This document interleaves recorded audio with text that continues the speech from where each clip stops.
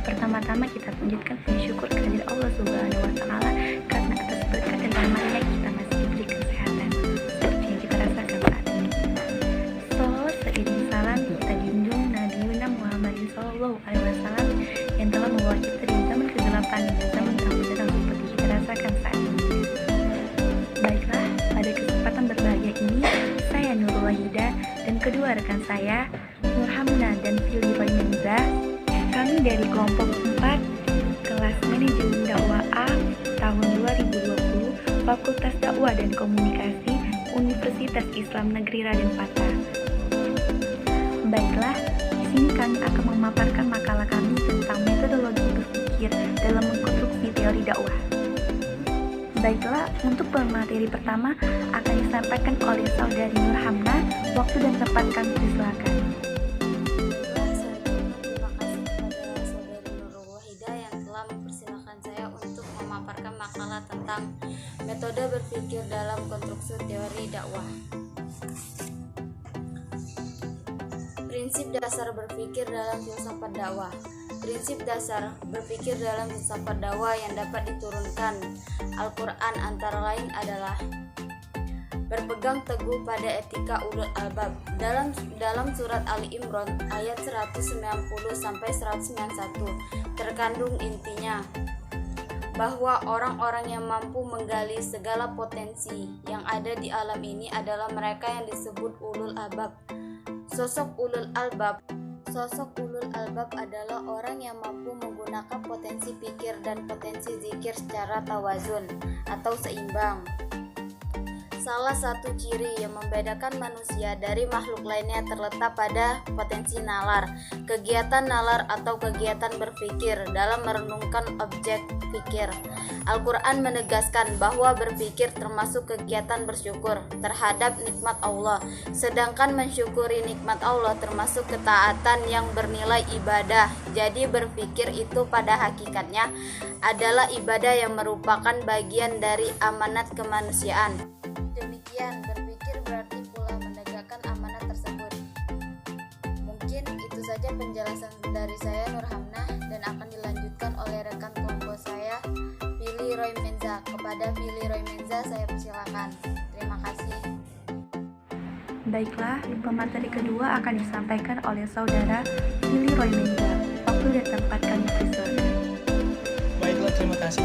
Selanjutnya saya akan menjelaskan materi tentang metode berpikir dalam filsafat dakwah. Metode berpikir dalam filsafat dakwah itu ada banyak macamnya. Salah satunya ialah dengan menggunakan metode filsafat Islam yang sudah dikembangkan oleh beberapa atau oleh para filsuf muslim. Sebab filsafat dakwah merupakan bagian dari filsafat Islam. Paling tidak di dalam metode filsafat Islam ini terbagi menjadi 4 metode lagi yang dapat digunakan bagi filsafat dakwah, yaitu sebagai berikut. Yang pertama ialah metode deduktif. Secara eksklusif, metode ini mengandalkan deduksi rasional dan demonstrasi. Yang kedua yaitu metode iluminasi. Metode ini selain bersandar pada deduksi rasional dan juga demonstrasi, juga bersandar pada usaha penyucian jiwa dalam menemukan realitas yang mendasari alam semesta. Yang ketiga yaitu metode pengembaraan dari irfan atau irfani. Metode ini bersandar semata pada penyucian jiwa berdasarkan konsep yang menempuh jalan menuju Tuhan dan mendekati kebenaran. Perlu diketahui juga metode ini berusaha bukan hanya menyingkap realitas tapi juga mencapainya. Dan yang terakhir, yang keempat yaitu metode kalam. Metode ini bersandar pada deduksi rasional serta disertai prinsip kelembutan dan mendahulukan segala sesuatu yang lebih baik. Mungkin itu saja penjelasan materi dari saya.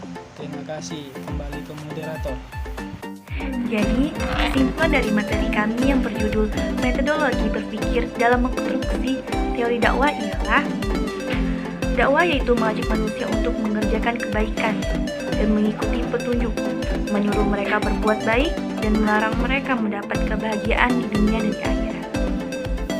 Jadi, filsafat dakwah dapat dipahami yaitu sebagai suatu konsep atau bagan pemikiran yang menerangkan dasar-dasar, prinsip-prinsip dan hal-hal yang dianggap paling pokok mengenai dakwah. Di dalam filsafat dakwah ada beberapa prinsip yang diterapkan. Di antaranya ialah berpegang teguh pada etika ulul albab dalam surah Al-Imran ayat 190 sampai 191. Terkandungnya intinya bahwa orang-orang yang mampu menggali segala potensi yang ada di alam ini adalah mereka yang disebut ulul albab. Ada banyak macam metode berpikir dalam filsafat dakwah, di antaranya dengan menggunakan metode filsafat Islam, yang mana dalam filsafat Islam ini terdiri dari 4 metode, yaitu metode deduktif, metode iluminasi, metode pembaraan dari irfan, dan metode kalam. Baiklah, inilah